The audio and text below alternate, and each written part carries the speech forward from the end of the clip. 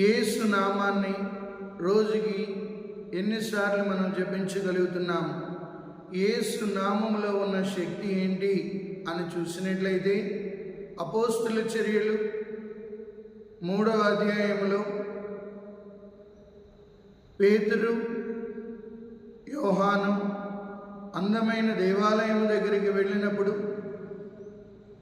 పుట్టి గుంటివాడు చూసి మాకేమైనా సహాయం చేయండి అని అడిగినప్పుడు పేతురు అతని వంక సూటిగా చూసి, నా దగ్గర వెండి బంగారములు లేవు, నజరేతుడైన యేసు నామమున నీవు లేచి నడువుము అన్నప్పుడు పుట్టి గుంటివాడు లేచి నడవగలిగాడు. అంతటి శక్తివంతమైన నామం యేసుని నామం. మరి మన అనుదిన జీవితంలో యేసు ప్రభు నామాన్ని ఏ రీతిగా ఉచ్చరించి ఆ నామముల నుండి శక్తిని పొందుకోవడానికి ప్రయత్నిస్తున్నాము? అన్ని నామముల కంటే ఘనమైన నామం యేసుని నామం. అన్ని నామముల కంటే మధురమైన నామం యేసుని నామం. పునీత పౌలుడు ఫిలిప్పీయులకు రాసిన లేఖ 2వ అధ్యాయము 9వ వచనంలో దేవుడు అత్యున్నతమైన నామమును ఆయనకి ప్రసాదించెను అని చెప్తున్నారు.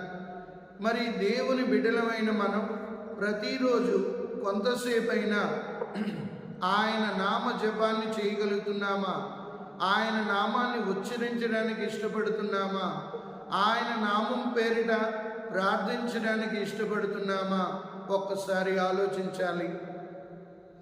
యేసు నామంలో ఉన్న శక్తిని మనం ఎప్పుడైతే చెవి చూస్తామో అప్పుడు అనేక అద్భుత కార్యాలను చూడగలుగుతుంటాము. ఆ పుట్టి కుంటివాడికి స్వస్థతనిచ్చిన నామం, దెయ్యాలను పారద్రోలిన నామం. ఇదే మనం చూడబోతున్నాం. దెయ్యాలను పారద్రోలిన నామం. అపోస్తుల చర్యలు 16వ అధ్యాయంలో పౌలు గారు ఒక సోది చెబుతున్న అమ్మాయిని చూసి, ఆ దెయ్యం పట్టిన అమ్మాయి బాధపడడం చూసి పదే సార్లు వాళ్ళని విసిగిస్తుంటే, నజరేతుడైన యేసు నామంలో ఈ బిడ్డను విడిచిపొమ్ము అని అనగానే దెయ్యము ఆవిడ నుండి పారిపోయింది. సో దెయ్యాలను పారద్రోలే నామం, కుంటివానికి స్వస్థతనిచ్చిన నామం, అనేక రోగులను బాగు చేసిన పవిత్రమైన నామం యేసుని నామం.